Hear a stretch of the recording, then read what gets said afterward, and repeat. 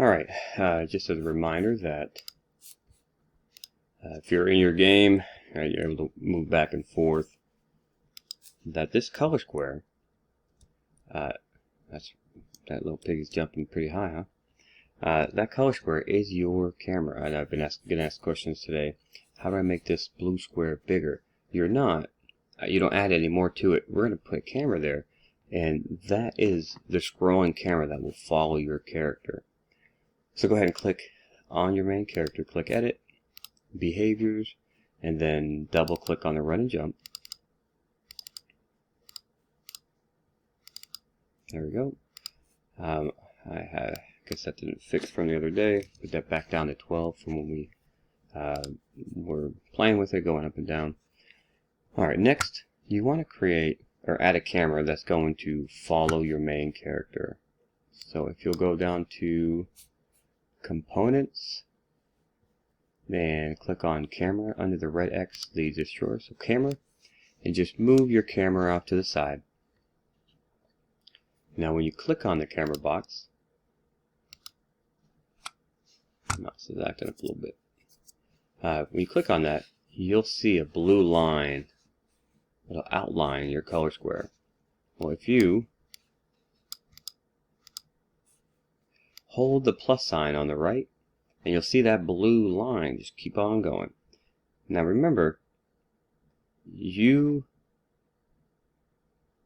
we go. Remember, this is your camera, alright? So wherever your character goes within that, it'll follow as far as your blue line is. I'm going to hit the minus sign where it says top. I'm going to make that go up a little. Now, I'm just making it big enough right now to just start a world. You will most likely need to come back to your camera and make this longer or shorter, right? Or further down. You can go higher, left. Usually the scrolling games go from left to right. It gets a little confusing if they have to move to the left. Legend of Zelda would be a good game where you have almost like an aerial view and you can see the entire map, but scrolling games typically it's from one side to the next. So now that I have that set, what it looks like as I hit OK, OK, and OK, then play, you see how the camera starts moving, and goodbye. So now we've done a camera. Next, we need to, I think my computer's telling me it's late. It's bedtime. It's getting a little cranky here. It's starting to do things on its own. We're going to do two more quick things. Alright, let's go ahead and make an obstacle that will cause your character harm. I always refer to it as spikes, but you can make it anything you want. So click inside your color square, click create, and rename that. I'm going to just rename it spikes. Again, you can go back and change this later. Okay. And I have it solid. That's good. Now I'm going to go to edit sprite. And here you can do it manually. Again, you can color it, whatever you want to do. I'm going to show you just something real quick, real basic. First of all, I'm going to hit browse. Let's move that out of the way. Select category, pixel objects, and if you will scroll down all the way to the bottom, you have spikes, right? Pretty universal. Like, hey, this is not going to be pleasant. You can turn that into fire. Okay, so I'm gonna maybe we do something fiery, or maybe you just want to design something completely different, and you can do that when you have the time and the additional days to come. All right. So I'm going to go ahead and just hit the undo button, and I'm just going to keep it that kind of spiky, etc., etc. Once you have that, you can hit OK, and you can place them wherever you would want to have this pig hit this spike, and it would start causing you harm. Now we will code it to where we'll have your health meter, and whenever you touch that spike, it will go down. It'll make your health go down. Alright, go ahead and click back on your spike, and go ahead and click on Edit Sprite. While we're here, let's go ahead and do an animation. Let's do an animation for your spike. At the bottom, you'll have Animation Editor. Now, it says Pick Animation. We haven't created animation. We do that by picking this plus sign by the word Pick Animation, and create a new animation. I would just put in, I don't know, move, right? As in like this, something that spikes. Maybe I'm going to repurpose this into flames. Or maybe it's spewing, you know, lava. So I'm going to hit this plus sign a couple more times. I go to this middle, so it's starting off at your basic. And now for this second one, I'm going to put my size down to 1. And let's say I want it shooting out like, I don't know, ice, like, whoa. Alright, and I just want to reiterate that I am not an artist, and I commend those who have the artistic touch. I enjoyed attempting art, but art is something that definitely takes time. Alright, once I have that, I'm going to hit play, and very basic, right? I mean, like, I'm just showing you, you know, how the functions of doing it. You can make it go faster by turning the delay down, right? Or super slow.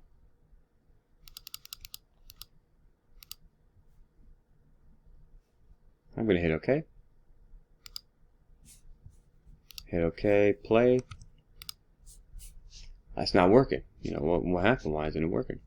You have to code it. You have to tell it to animate.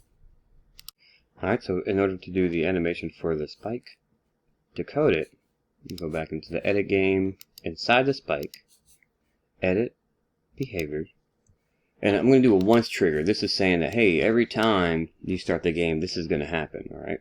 So once the game starts, I'm going to find the animation block, components, properties. Like, this is your process. You're going through and you go, oh, here's animation. Right? So you went through triggers. You're like, triggers, animation, nope. Logic and math, animation. Right? You're going through, and after you do this for a little bit, these will start becoming more familiar. Like, hey, destroyers under components. Obviously, logic and math you do with numbers, etc., etc. So if you go to properties and you have animation, so we're saying, and you see how it already has move because we only had the one animation. When I click on that block, if you had more than one animation for that, you would select that. But we only had move, so it did it automatically. We want this to continue, so we want it to loop. We want it to go over and over and over and over again.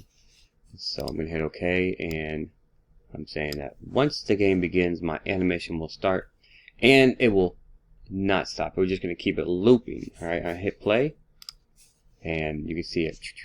Again, you can control the speed. That you see that it is working, and we'll code the obstacles and how it takes away the health. We'll probably do that. We'll get to that next week. So now that I have that animated, you see that it's working.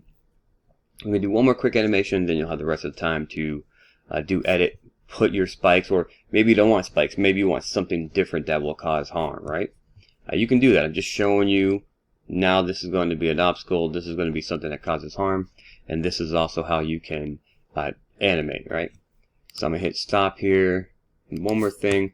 Let's go ahead and animate our main player. So everyone click inside their main player, edit, behaviors. Again, I'm going to go ahead and click inside the run and jump. Now I'm going to put my animation in between the left and right trigger keyboard, right? This is controlling your player. If you want to change, if you want the movement for your character to be, I know you youngsters are into that WASD thing.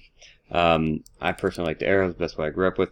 But if you, I know some of you like to use your left hand now moving. You can change that. You can change that here. That keyboard, instead of it being the arrow, you can change that to, what do you have, A and D for left and right.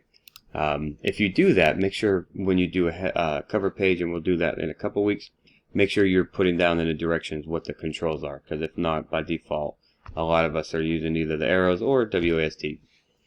Alright, so I'm going to go ahead and put an animation block in between that. I'm going to go Properties, Animation, and it says no animations available. First create one in the sprite editor.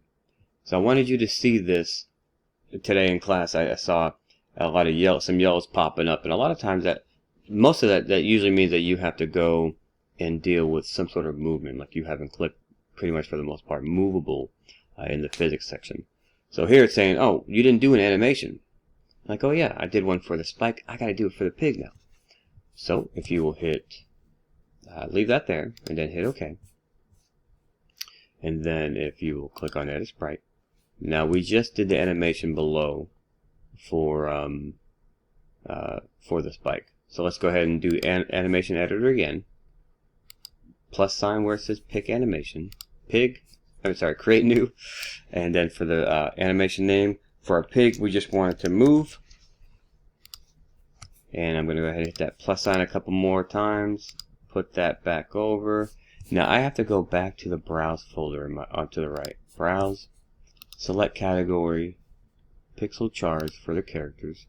And I'm going to scroll down, right? I've got these two animations. So in class I said, if whatever you choose for your character, make sure you use the first frame. So now I have second frame. Notice I clicked on that middle square here. And now I'm choosing the second frame here. Third frame. Third frame. You hit play. Very slow walking pig. So I'm going to go ahead and reduce that delay, right? I don't want there to be much of a delay. I want our pig going kind of faster.